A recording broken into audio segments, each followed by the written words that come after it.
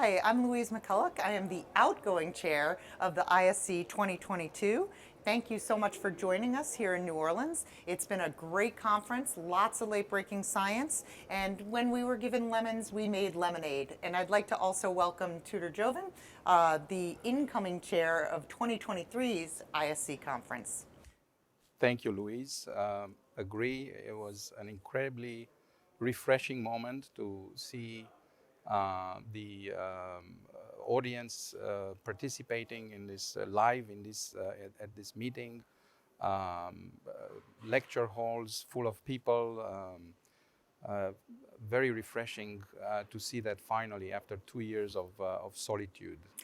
And hopefully 2023 will be back full force in Dallas. We did hear a lot of very interesting trials.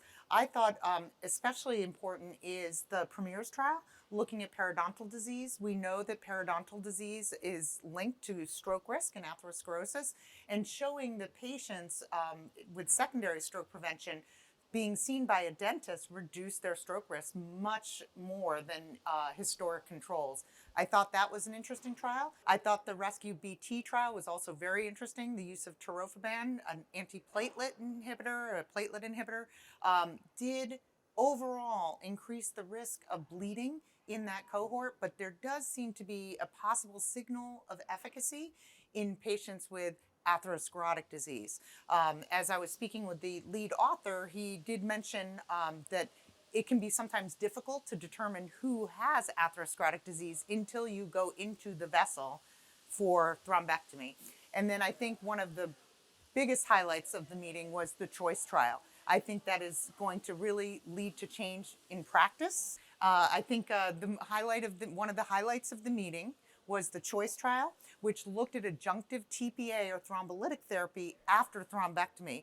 We've known in the past that IA TPA is not particularly efficacious when you have large clot, but combining it with a clot resection and then kind of getting a cleanup approach to get more distal emboli, I think is going to be something that will rapidly change our practice. Agree. It's kind of sort of focuses our attention on the microcirculation post thrombectomy, something that we didn't really pay any attention to until this trial.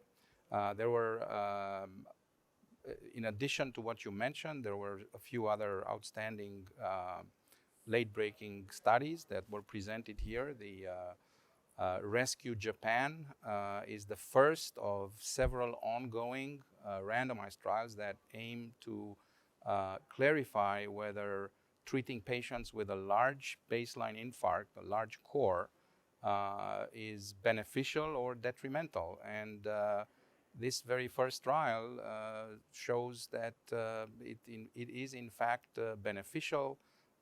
Many questions still remain. Many of these patients were selected based on MRI versus CT. Is it the same? It's not clear yet. We need more information on that. But the first signals we're getting is that large cores benefit to the same extent, surprisingly, as patients with smaller infarcts.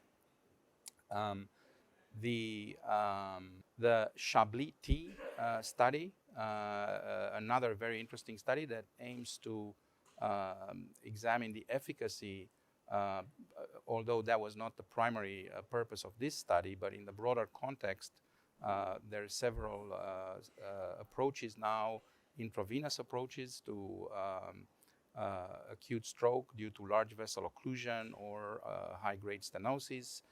This was the topic addressed in this trial, really with the main purpose to find the adequate dose, and from that standpoint, the study achieved its objective. And there were some very interesting signals of efficacy if you compare the data with historical controls. Yes, that was a great trial. And then we heard some great late breakers today, including the excellent clot registry, and also a very important, often neglected subset of patients with ischemic stroke is children. And it does appear that thrombectomy is also efficacious in pediatric large vessel occlusion. And I think that's another thing that we really need to address in our systems of care. I also want to give a shout out as today is Women in Science Day. So happy to share with all my female colleagues here at the meeting. And also we have a wonderful woman coming in as your vice chair, Dr. Lauren Sansing from Yale. So I think you guys are going to have a fantastic time planning 2023 and beyond. Agree.